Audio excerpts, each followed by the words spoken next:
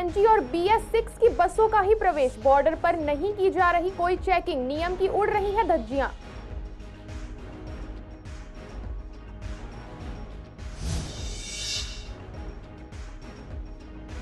करावल नगर में jewellery shop लूटने आए 3 लुटेरे। लाखों की ज्वेलरी लूटी, लेकिन एक मौके पर पकड़ा गया। 2 साथी फरार, पकड़ा गया लुटेरा नंदनगरी का फैजान।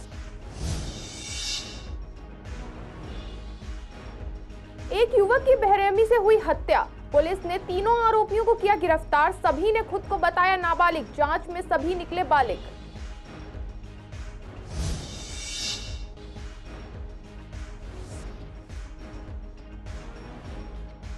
करवा चौथ पर महिलाओं ने रखा निर्जल व्रत। शाम को मां गौरी, गणेश और महादेव की पूजा अर्चना। महिलाओं ने की पति की लंबी उम्र की कामना।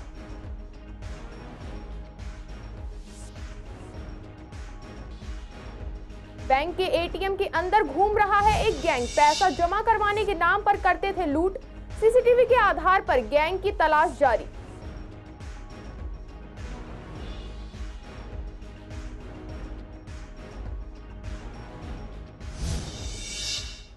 नमस्कार, आपका स्वागत है पूर्वी दिल्ली खास में। कुछ खास खबरों के साथ करते हैं बुलेटिन की शुरुआत।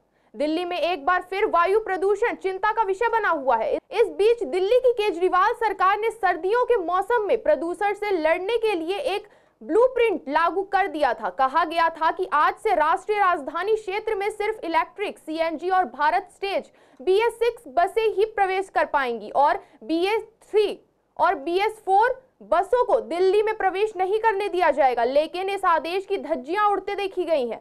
इसी का जायजा लेने जब हमारे संवाददाता विवेक पठानिया ने दिल्ली से सटे बॉर्डर सीमापुरी, गाजीपुर, कौशाम्बी, सूर्यनगर पहुंचकर देखा तो यह सरकार की सोच से विपरीत दिखाई दिया। एक तरफ सरकार का कहना है कि 1 नवंबर से दिल्ली में BS6 और CNG की बसें राजधानी में दौड़ेंगी, लेकिन उस पर पाबंदी या देखरेख के लिए बॉर्डर पर कोई भी ऑफिसर उपलब्ध नहीं है।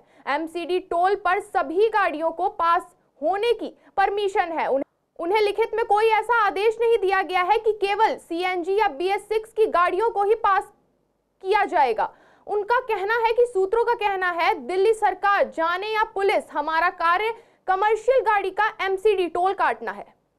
उत्तर पूर्वी दिल्ली के करावल नगर स्थित प्रेम विहार में मंगलवार शाम को हथियारबंद बदमाशों ने सरेआम ज्वेलरी शोरूम में लूटपाट की। हेलमेट लगाकर आए 3 बदमाशों ने ज्वेलरी बैग में भर ली और फरार होने लगे। इस बीच मौके पाकर ज्वेलर के बेटे और कर्मचारियों ने एक बदमाश को धर दबोच लिया।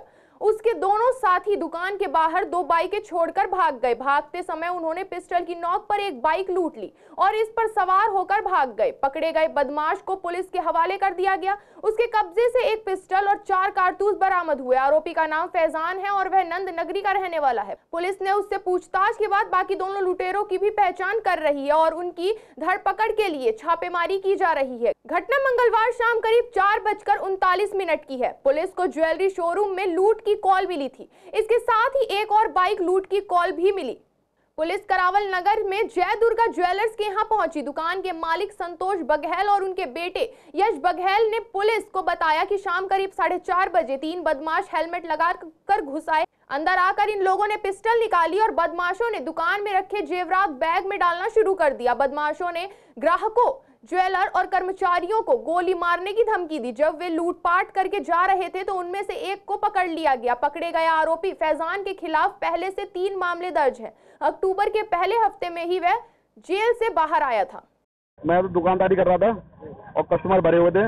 एकदम 3 आदमी आते हैं, मोटरसाइकिल लगाते हैं सीधे और मोटरसाइकिल लगाते, हेलमेट लगा रखा है। सारे से कहते सब जैसे बैठे रहो और पिस्टल, सब पे पिस्टल होते, हेलमेट होता है सबके पास। सब दबा देते पूरी तरह से, वहाँ घबरा गए।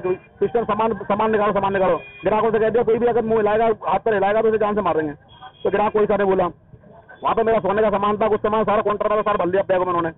बैग में भरने के बाद में सोने का सामान अलमारी की तरफ मेरी और चलने लगे। अलमारी खोल। मैं अलमारी नहीं खोल रहा, तो अलमारी खोलने से पहले काउंटर का सामान था, चैन, अंगूठी सामान था, काउंटर में पैसे वगैरह थे, वो सब भर के बैग में लेके भगने लगे। वो तो भगने के बाद में एक लड़के ने जेब में थे 2 के, वो भग गए लेके।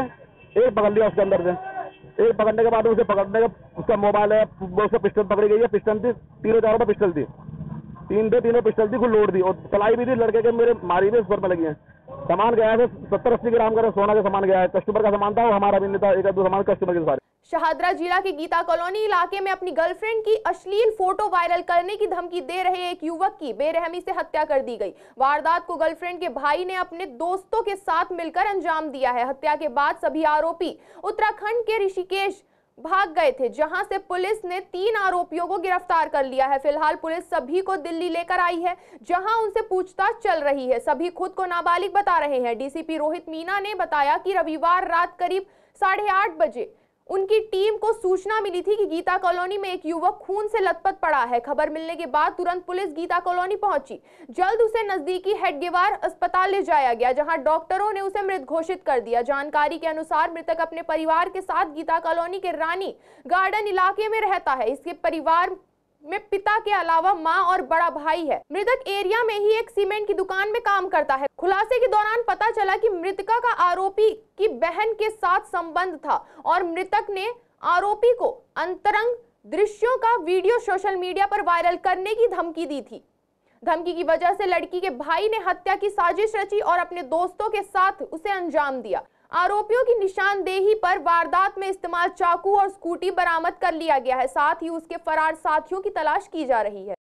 देश भर में बुधवार को महिलाओं ने करवा चौथ का व्रत रखा। महिलाएं अपने पति की लंबी उम्र की कामना के लिए करवा चौथ का व्रत रखती हैं। महिलाओं को इस दिन का बेसब्री से इंतजार रहता है। महिलाओं ने आज सुबह से तड़के उठकर स्नान किया और फिर सरगी खाकर जल ग्रहण करके पूरे दिन के व्रत की शुरुआत की। इससे पहले आधी रात तक बाजारों में रौनक रही। लाल क्वार्टर, कृष्णनगर, गांधीनगर और तमाम कॉलोनियों में देर रात तक मेहंदी लगवाने का दौर चलता रहा। महिलाएं दिन भर बिना अन्न और जल के व्रत के रहीं और शाम को पूजा की। इस दिन छलनी से चांद को देखकर अपना व्रत खोला जाता है। करवा चौथ का त्योहार कार्तिक महीने के कृष्ण पक्ष चतुर्थी को मनाया जाता है। अखंड सौभाग्य तथा सफल दाम्पत्य जीवन की कामना में सुहागिनों ने निर्जला व्रत रखा। उन्होंने 16 श्रृंगार करके मां गौरी, महादेव और गणेश की आराधना की। करवा चौथ के व्रत को बस सुबह मंदिर आते हैं, मंदिर में आके गुरुजी हमारे कथा सुनाते हैं करवा चौथ की व्रत की, गणेश जी भगवान की। तो बहुत धूमधाम से मनाया जाता है ये। निर्जला व्रत रखते हैं इसमें? हाँ जी, निर्जला व्रत रखते हैं। बहुत सी ऐसी होती हैं कि भाई जिसको नहीं रखा जा सकता, जिसकी नहीं है रखने की वो सहन शक्ति नहीं है उसमें, तो वो चाय वगैरह पानी वगैरह ले सकते हैं।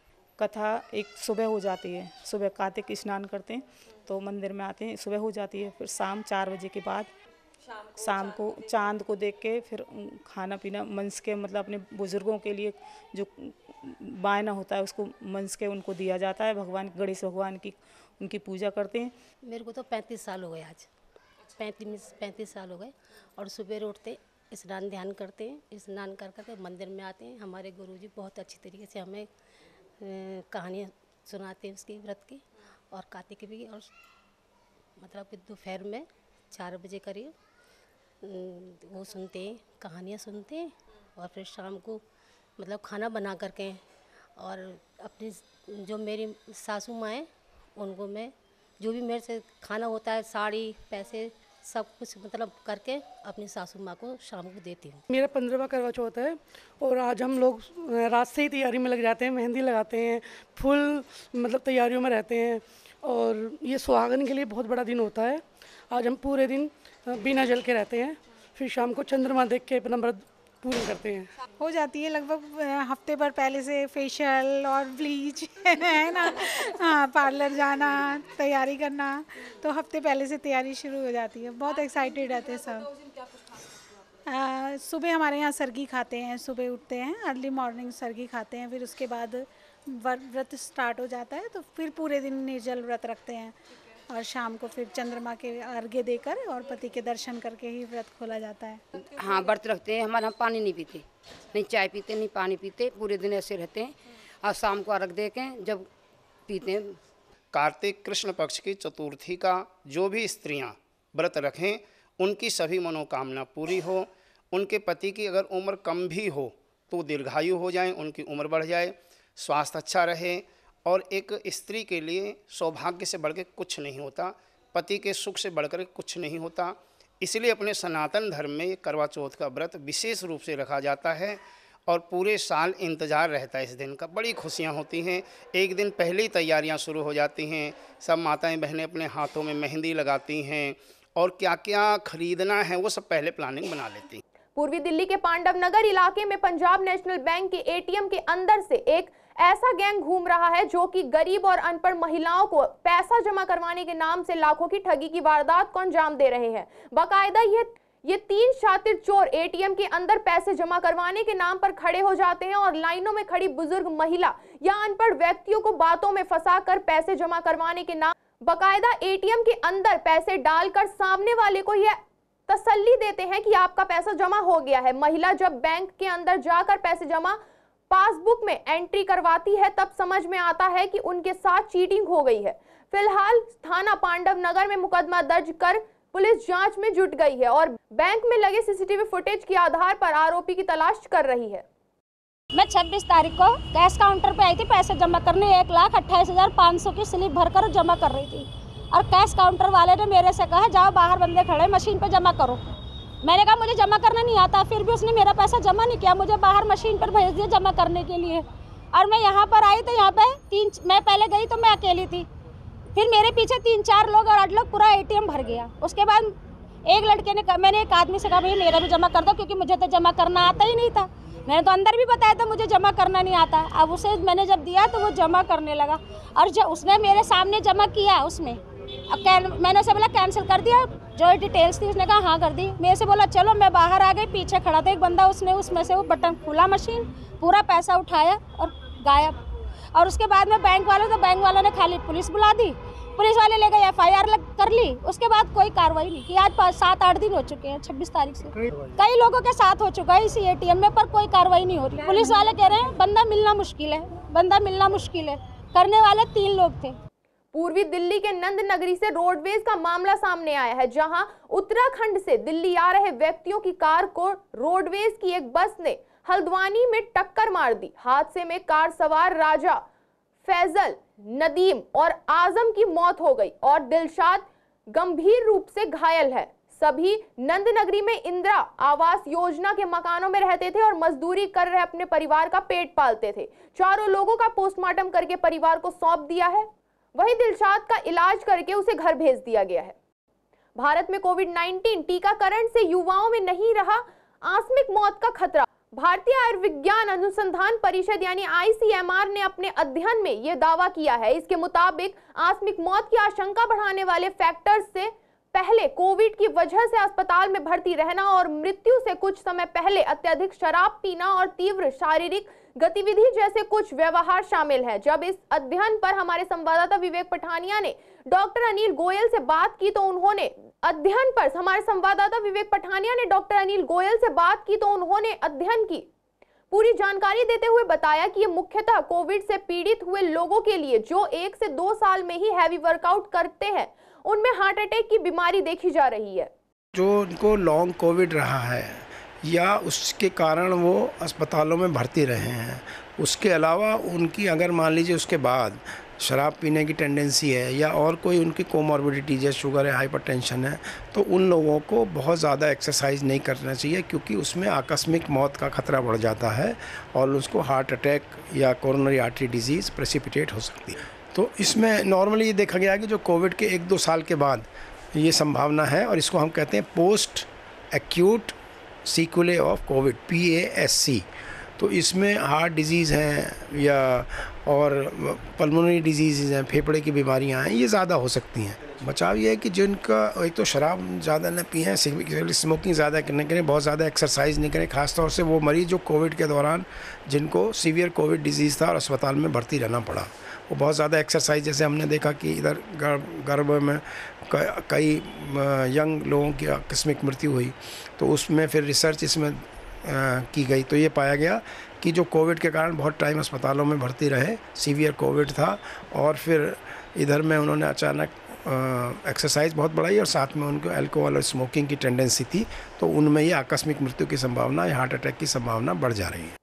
मेयर के झूठ के खिलाफ 6 नवंबर को होगा प्रदर्शन। MCD में कर्मचारियों की यूनियन पिछले कई महीनों से मांग कर रहे थे कि कच्चे कर्मचारियों को पक्का किया जाए, जिसे लेकर लगातार कर्मचारी धरना प्रदर्शन भी कर रहे हैं। अब मेयर शैली ओब्रॉय ने तकरीबन 5000 कर्मचारियों को पक्का करने का प्रस्ताव पास कर दिया है, लेकिन इस पर कर्मचारी संतुष्ट नहीं है। सफाई कर्मचारी यूनियन नेता आरबी ऊटवाल कहते हैं कि मेयर ने हर बार की तरह इस बार भी झूठ बोलकर अपनी जिन 5000 कर्मचारियों को पक्का किए जाने की बात कही है वो तो पहले ही पक्के किए जा चुके हैं। नगर निगम के एकीकरण से पहले ही 2004 के बाद कर्मचारी को पक्का करने की मांग रखी गई थी और वे कर्मचारी 2013 में पक्के किए जा चुके हैं। अब जिन कर्मचारियों को पक्का करने की बात कही गई है वह उन्हीं पर मोहर लगाकर अपनी पीठ थपथपाई जा रही है। सच्चाई ये है कि आज भी कई हजार कर्मी पक्का होने की कतार में है। साथ ही कर्मचारियों ने बताया कि आनन फानन में लिए गए इन फैसलों का वो विरोध करते हैं और आने वाली 6 नवंबर को मेयर का पुतला फूंक कर उनकी शव यात्रा निकालेंगे। माननीय केजरीवाल जी ने झूठ बोलने की तो पीएचडी कर रखी है, उनसे ज़्यादा तो मुझे लग रहा है जो हमारी डॉक्टर शैली ओब्रॉय जी हैं उन्होंने डबल कर रखी है। अब इस कागज़ पर इन्होंने अपनी स्टैंप लगा दी। ये जो हमारे ईडीएमसी पहले दिल्ली 3 थी, 2013 से जो कर्मचारी हो थे पक्के माने गए थे उनको 4 से मान लिया गया था, साउथ दिल्ली ने भी और नॉर्थ दिल्ली ने भी। हमारे ईडीएमसी में ये अटक गई थी क्योंकि ईडीएमसी में यहाँ इन्होंने अलाप मचाया। जो डीसी साहब आई थी कि मैं तो 13 से मानूंगी और जिन्होंने एरियर लिया है उनकी रिकवरी करूंगी। तो ये क्लियर हो गया है, कोर्ट द्वारा भी ऑर्डर आ चुके हैं और ये ऑर्डर 2013 से जो पक्के मारे गए थे उनको 4 से माना गया है। अब जो ये अखबार के माध्यम से, सोशल मीडिया के माध्यम से कि हमने 5000 कर्मचारी पक्के कर दिए, ये ऐसा ही सफ़ेद झूठ है जैसा त्यागराज में इन्होंने 300 कुछ कर्मचारियों को पक्का करने का वादा किया था। वो ऑलरेडी पक्के हो चुके हैं, आज उनको 10 साल हो चुके हैं तनख्वाह लेते हुए भी पक्के हो चुके हैं।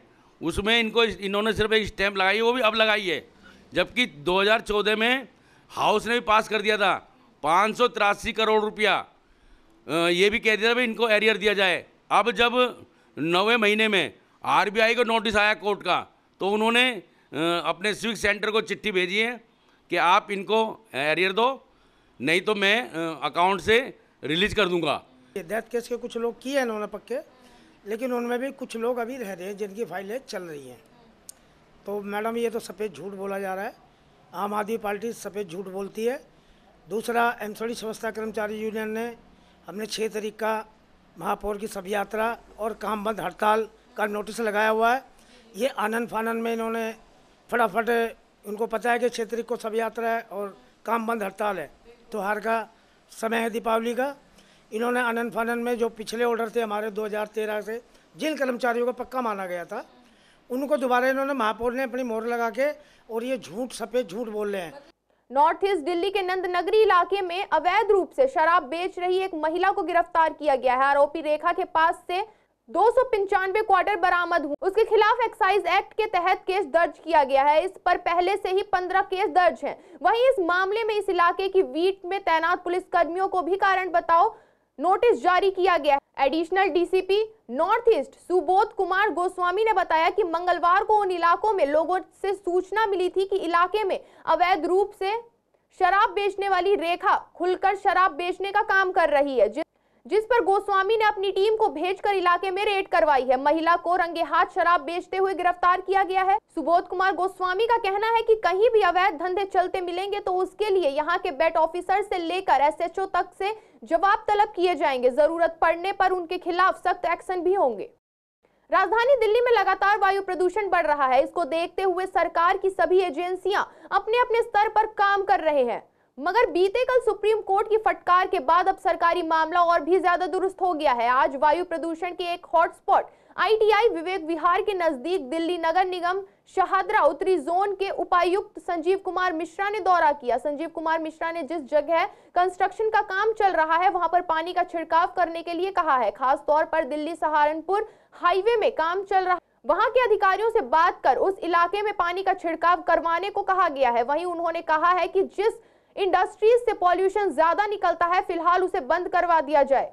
शहादरा नॉर्थ जोन इलाके में लगातार पानी का छिड़काव किया जा रहा है। युद्ध स्तर पर पॉल्यूशन रोकने का काम किया जा रहा है। लोगों से अपील की है कि अपने आसपास क्षेत्र में मलबा ना डालें और हमारी मदद करें इस पॉल्यूशन को रोकने के काम में। हमारे यहाँ 13 हॉट स्पॉट हैं पूरे दिल्ली में, अलग अलग जगह पर। उसे हम मेज़र करते हैं कि कितना AQI है। दिल्ली नगर निगम शुरू से ही और ख़ास करके 21 अक्टूबर को जो ग्रेड 2 डिक्लेयर कर दिया गया, पूरे प्रयास कर रहा है जिससे कि वायु की प्रदूषण कम हो। सबसे पहले तो हम लोग हर जगह स्प्रिंकलर लगा दिए। पूरे नगर निगम में कम से कम 250 स्प्रिंकलर चल रहा है, सुबह शाम दोनों शिफ्ट में।